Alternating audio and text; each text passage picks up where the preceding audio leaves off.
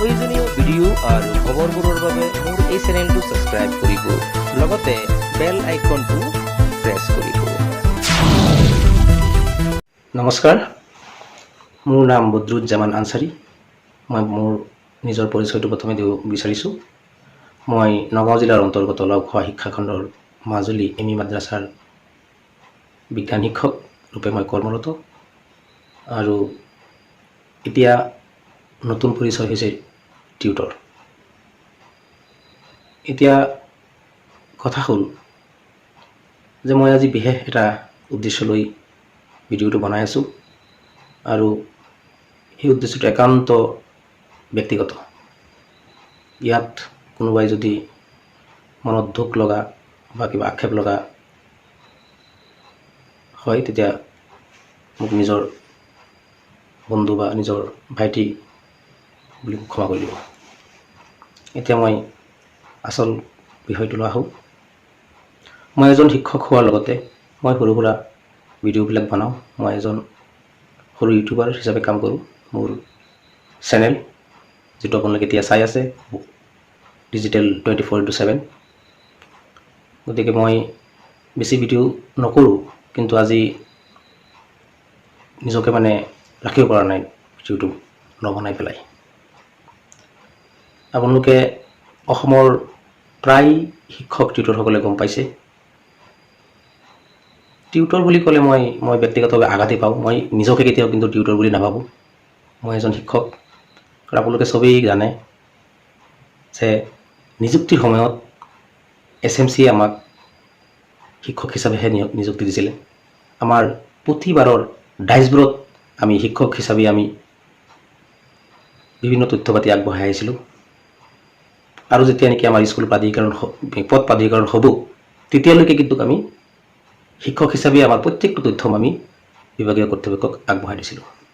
গতিকে এতিয়া নতুন এটা শব্দ যাৰ কোনো অস্তিত্ব নাই, এই শব্দৰ বোজাটো কিমান গধুৰ হ'ব পাৰে, কিমান ভয়ানক হ'ব পাৰে আমি সকলোৱে কিন্তু অনুভৱ কৰি আছোঁ। আচল বিষয়টোলৈ আহোঁ। আপোনালোকে সকলোৱে গম পাইছে যে যোৱাকালি আমবাগান উচ্চতৰ মাধ্যমিক বিদ্যালয়ৰ হীৰক জয়ন্তী অনুষ্ঠানত আমাৰ অসমৰ মাননীয় শিক্ষামন্ত্ৰী ও স্বাস্থ্যমন্ত্ৰী মহোদয়ে অংশগ্ৰহণ কৰিছিলে। আৰু আমি আগতীয়াকৈ জানিব পাৰিছিলোঁ, কাৰণ আমাৰ শিক্ষাখণ্ডৰ অন্তৰ্গত আমাৰ লগৰ প্ৰায় সকলো শিক্ষকেই এইখন বিদ্যালয়ৰ পৰা উত্তীৰ্ণ হোৱা প্ৰাক্তন ছাত্ৰ ছাত্ৰী। কাৰণ এইখন আমাৰ এই অঞ্চলৰ, এই বৃহৎ অঞ্চলৰ এখন ঐতিহ্যমণ্ডিত বিদ্যালয়। আৰু সেই সুযোগতে আমি শিক্ষামন্ত্ৰী ডাঙৰীয়াক লগ কৰিবৰ কাৰণে আমি জিলা সমিতিৰ পৰা আমি অনুমতি বিচাৰি আমি আহ্বায়ক মণ্ডলীৰ লগত কথা পাতি পেলাই আমি অনুমতি পাইছিলোঁ। আৰু সেই সাপেক্ষে আমি ব্লক সন্থাৰ উদ্যোগত এখন 8 দফীয়া স্মাৰক পত্ৰ তেখেতলৈ আমি প্ৰদান কৰিছিলোঁ। লগতে সদৌ অসম উচ্চ আৰু নিম্ন প্ৰাথমিক শিক্ষক টিউটৰ সন্থাৰ তৰফৰ পৰা আমি আদৰণি জনাইছিলোঁ। তেখেতে স্মাৰক পত্ৰখন যেতিয়া গ্ৰহণ কৰে তেতিয়া মই কৈছিলোঁ, ছাৰ, আমাৰ টিউটৰসকলৰ যি সমস্যা আছে আশা কৰোঁ আপুনি অতি সোনকালে ইয়াৰ এটা সুব্যৱস্থা গ্ৰহণ কৰিব। তেওঁ এটা মিচিকিয়া হাঁহি মাৰিছিলে আৰু মূৰ দোৱাইছিলে দুবাৰকৈ। আমি সকলো শিক্ষকসকল ৰৈ আছিলোঁ যাতে শিক্ষামন্ত্ৰী মহোদয়ে আমাৰ বিষয়ে কিবা এটা ক'ব বুলি সেই সভাখনত। কিন্তু দুখৰ বিষয়, আমাৰ বিষয়ে এষাৰ মাতো তেওঁ নক'লে, যাৰ কাৰণে আমি আমাৰ অন্তৰত দুখ পাইছোঁ। আৰু সাংবাদিকসকলৰ সহায়ত আমি 2টা প্ৰশ্ন উত্থাপন কৰিছিলোঁ। প্ৰথম প্ৰশ্নটো সুধিছিলে যে টিউটৰসকলৰ, প্ৰাদেশিকৃত টিউটৰসকলৰ দৰমহাৰ বৃদ্ধিৰ কিবা ব্যৱস্থা লৈছে নেকি? আৰু 2 নম্বৰ প্ৰশ্নটো আছিলে টিউটৰৰ পৰা শিক্ষকলৈ উন্নীতকৰণত আপোনালোকে কি চিন্তা কৰিছে? তেখেতৰ উত্তৰ একেবাৰে সন্তোষজনক নাছিলে। আপোনালোকে চবেই গম পাইছে, নিউজ চেনেলবোৰত ওলাইছে, বাতৰিবোৰত ওলাইছে। গতিকে আমাৰ মনত বহুত কষ্ট পাইছিলোঁ, দুখ পাইছিলোঁ। আৰু লগে লগে আমি সাংবাদিক বন্ধুসকলৰ লগত আমি প্ৰেছ মিট দিছিলোঁ আৰু এইখিনি আপোনালোকে সকলোৱে খবৰত চাইছে। এতিয়া বিষয়টো হ'ল আমি সেইখন অনুষ্ঠানত মাত্ৰ 12-13জন শিক্ষকহে আছিলোঁ। লাজৰ কথা, নিজকে নিজে ধিক্কাৰ দিছোঁ। আমাৰ লগত মুঠ 95জন প্ৰাদেশিক টিউটৰ শিক্ষক থকাৰ সত্ত্বেও আমি মাত্ৰ সেইখন অনুষ্ঠানত বাৰে বাৰে হোৱাটছআপ যোগে, কল যোগে, মেছেজ যোগে সকলোকে জনোৱাৰ পিছতো মাত্ৰ 12-13জন মানুহে আমি উপস্থিত আছিলোঁ। এতিয়া মোৰ প্ৰশ্নটো হ'ল, আমাৰ সমস্যা সমাধান কোনে কৰিব? চৰকাৰে কৰিব নে চৰকাৰক দি আমি কৰাব লাগিব? গতিকে প্ৰশ্নটো আপোনালোকৰ মাজলৈ এৰিলোঁ। যদি চৰকাৰে কৰিব লাগে, চৰকাৰে নিজেই কৰিব লাগে, বিভাগীয় পক্ষ নিজেই কৰিব লাগে, তেতিয়াহ'লে আমি ঘৰত বহি বহি আমি আমাৰ প্ৰাপ্য পাম, নহয় জানো? নিশ্চয়। মই এনেকৈ ভাবোঁ, মোৰ মনৰ কথাটো মই কৈছোঁ, কোনেও ব্যক্তিগতভাৱে নল'ব। যদি আমি ভাবি আছোঁ চৰকাৰে আমাক টিউটৰৰ পৰা শিক্ষক বনাই দিব, চৰকাৰে আমাৰ দৰমহা বৃদ্ধি কৰি দিব, তেতিয়াসকলে কোনো আন্দোলনৰ দৰকাৰ নাই, কোনো কাৰ্যসূচীৰ দৰকাৰ নাই, কোনো মেল মিটিঙৰ দৰকাৰ নাই। সময়ত হৈ যাব, সকলো ঠিক হৈ যাব। আৰু যদি ভাবোঁ যে নাই চৰকাৰে নকৰে, আমি আমাৰ সমস্যাখিনি চৰকাৰক দি কৰাব লাগিব, তেতিয়াহ'লে কি কৰা দৰকাৰ? তেতিয়াহ'লে মই ভাবোঁ 95জনৰ কাম 12-13জন মানুহৰ দ্বাৰা সম্ভৱ হ'বনে? তথাপিও আমি এটা প্ৰয়াস কৰিছোঁ, আমি আৰম্ভ কৰিছিলোঁ, শেষ কৰা নাই। কিন্তু আমি শেষ কৰিব হ'লে আমি এই 12-13জন মানুহৰ দ্বাৰা নহ'ব, আমি 95জনৰ পৰা 95জনেই লাগিব। অকল 95জন বুলি ক'লে আমাৰ ভুলেই হ'ব, কাৰণ 95জনৰ 95টা পৰিয়ালৰ কথা মই কৈছোঁ। যদি আমি সঁচাকৈ নিজৰ পৰিয়ালক ভাল পাওঁ, নিজৰ ল'ৰা ছোৱালীক, সন্তান সন্ততিক ভাল পাওঁ, নিজৰ জীৱনক ভাল পাওঁ, তেতিয়াহ'লেতো নিজৰ কৰ্মকো ভাল পাব লাগিব। কৰ্মই আমাৰ ধৰ্ম। যিটো নিজৰ কৰ্ম নিজে যদি কৰিব নাজানো, বেলেগক দোষাৰোপ কৰি কি লাভ হ'ব? আমি আমাৰ স্বাৰ্থ আদায় কৰিব নোৱাৰা হৈছোঁ। চাওক, অসমত কিমান সন্থা আছে, এবাৰ কল্পনা কৰক। সকলোৱেই কিবা না কিবি কৰি পেলাই নিজৰ স্বাৰ্থ আদায় কৰি ল'ব পাৰিছে। আমি কিয় নোৱাৰোঁ? আমাৰ মাজত কি এনে অভাৱ আছে? প্ৰতিটো কামতেই আমি সুফল আমি নাপাওঁ। মোৰ ব্যক্তিগত কথা, আমাৰ মাজত অভাৱ আছে একতাৰ, দায়বদ্ধতাৰ। আমি নিজৰ দায়িত্ব আমি নিজে পালন নকৰোঁ। এজন শিক্ষক হ'বলৈ তেওঁৰ গুণ কেনেকুৱা হ'ব লাগে? মই আশা কৰোঁ আপোনালোক সকলোৱে জ্ঞানী, প্ৰতিজন একোজন শিক্ষক, গতিকে সকলোৱে এই ক্ষেত্ৰত জানে। মই মাত্ৰ এটা কথা ইয়াত সংযোগ কৰিব বিচাৰিছোঁ। আমাৰ প্ৰয়াত সৰ্বপল্লী ৰাধাকৃষ্ণন, আমি জানো, তেখেতক চিনি পাওঁ।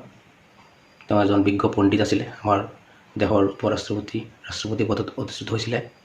তেখেতে এটা কথা কৈ গৈছিলে, দেশৰ আটাইতকৈ জ্ঞানী মানুহজনী হ'ব লাগে শিক্ষক। গতিকে সেই ক্ষেত্ৰত আমাৰ ভূমিকা কি? নিজকে এবাৰ প্ৰতিজনে আমি প্ৰশ্ন কৰি চাওঁ। আমি আমাৰ দায়িত্ব কিয় পালন কৰিব নোৱাৰোঁ? শিক্ষকৰ দায়িত্ব অকল পাঠদান দিয়াই নেকি? আমি শিক্ষক হ'বই পৰা নাই।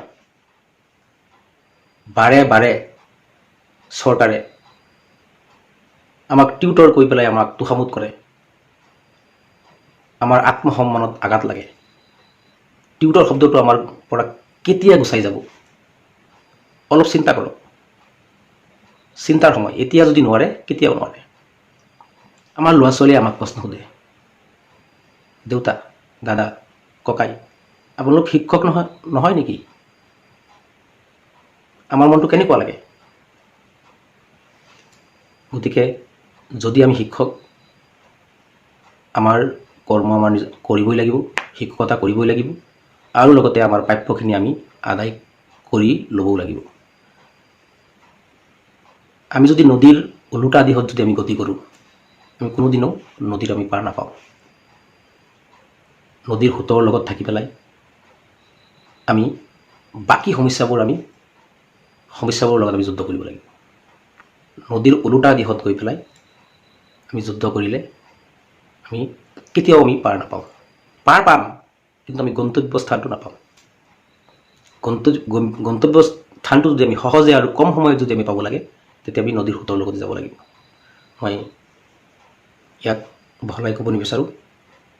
মুঠতে আমাৰ একতা দায়বদ্ধতাৰ প্ৰয়োজন আছে। আমাৰ মাজত চৰকাৰে বিভিন্ন সন্ধি কৰি পেলাই বিভিন্ন ধৰণে আমাক ভাগ ভাগ কৰি দিছে। আমাৰ একতা নাইকিয়া কৰিবৰ কাৰণে চৰকাৰে বিভিন্ন ধৰণৰ পথ অৱলম্বন কৰিছে, আৰু আমি আমাৰ নিজৰ দায়িত্ব জ্ঞান পাহৰি পেলাই আমি নিজকে ভাগ ভাগ কৰিছোঁ।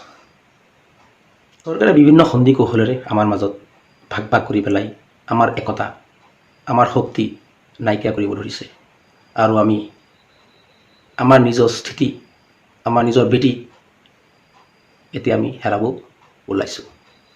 আহক আমি একেলগে কাম কৰোঁ, একতাই যাতে আমাৰ বল হয়, সেইখিনি মনত আনি পেলাই আমি আমাৰ উদ্দেশ্যত আগবাঢ়ি যাওঁ। নিশ্চয় আমি সুফল পাম। যোৱাকালিৰ শিক্ষামন্ত্ৰী মহোদয়ৰ যি মন্তব্য, যে যিসকলৰ শিক্ষাগত অৰ্হতা আছে তেওঁলোক শিক্ষক হিচাপে নিযুক্তি হ'ল, আৰু যিসকলৰ শিক্ষাগত অৰ্হতা নাই তেওঁলোক টিউটৰ হিচাপে কাম কৰিবৰ কাৰণে সুবিধা দিছে। কথাটো মুঠৰ ওপৰতে গ্ৰহণযোগ্য নহয়। আমাৰ মাজৰ পৰা কোনো শিক্ষক এতিয়ালৈকে বিভাগীয় ফালৰ পৰা এতিয়ালৈকে হোৱা নাই। আমি সেই 2021 চনৰ 5 ফেব্ৰুৱাৰী যি টিউটৰ আমি হিচাপে নিযুক্তি পাইছিলোঁ, সেই টিউটৰ হিচাপে এতিয়ালৈকে আছোঁ। গতিকে চৰকাৰৰ ফালৰ পৰা বিভিন্ন ধৰণে বিভিন্ন সময়ত আমাক বিপথে পৰিচালিত কৰিবৰ কাৰণে প্ৰলোভন দেখাই আহিছে। গতিকে আমি সেইবিলাকত নগৈ, আমি বিতৰ্কত নগৈ, আহক আমি এটা গোটত কাম কৰোঁ।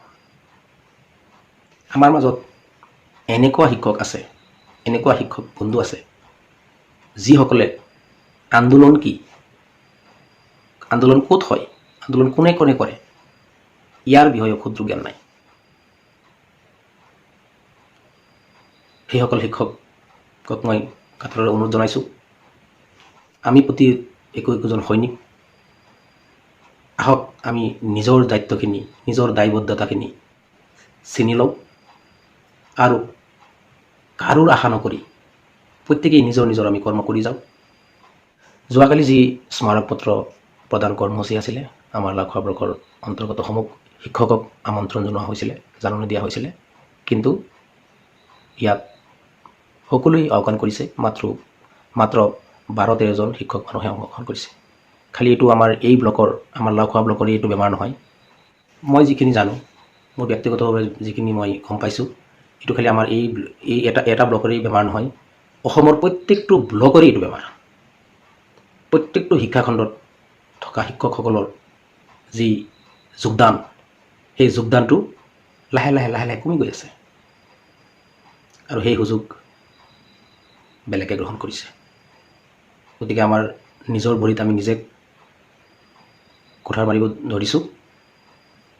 যদি আপোনালোকৰ নিজৰ জীৱনৰ নিৰাপত্তা, নিজৰ ল'ৰা ছোৱালীক ভাল পায়, নিজৰ জীৱনক ভাল পায়, আহক আমি একেলগে আগুৱাই যাওঁ। এতিয়াও সময় আছে। আমাৰ মাজৰ এনেকুৱা শিক্ষক আছে যিসকল 6 মাহ 1 বছৰ শিক্ষকতা কৰি অৱসৰ গ্ৰহণ কৰিছে, আৰু কিছুসকল আছে যিসকল ইতিমধ্যে অৱসৰ গ্ৰহণ কৰিব, আৰু কিছুসকল আছে 2-4 বছৰ পিছত অৱসৰ গ্ৰহণ কৰিব। গতিকে এইখিনিলৈ লক্ষ্য ৰাখি, তেওঁলোকৰ পৰিয়াললৈ লক্ষ্য ৰাখি, আহক আমি একেলগে ওলাই যাওঁ, একেলগে আগবাঢ়ি যাওঁ। মই এজন নগণ্য মানুহ, গতিকে মই মোৰ মনৰ কথা ব্যক্ত কৰিছোঁ। ইয়াত কোনেও যাতে ব্যক্তিগতভাৱে নলয়। কোনোবাই যদি মোৰ কথাত দুখ পাইছে মোৰ নিজৰ বুলি ক্ষমা কৰি দিব। আৰু সদৌ শেষত মই এটা কথাই কওঁ, আমাৰ মাজত একতা আৰু দায়বদ্ধতা নাই, যাৰ কাৰণে আমি আজি শিক্ষক হৈও টিউটৰৰ বোজা মূৰ দোৱাই ল'ব লাগিছে। যদি এই বোজা যদি আমি গুচাব নোৱাৰোঁ, আমাৰ ভৱিষ্যত প্ৰজন্মই আমাৰ ওপৰত হাঁহিব, আমাৰ ল'ৰা ছোৱালীয়ে আমাৰ ওপৰত হাঁহিব।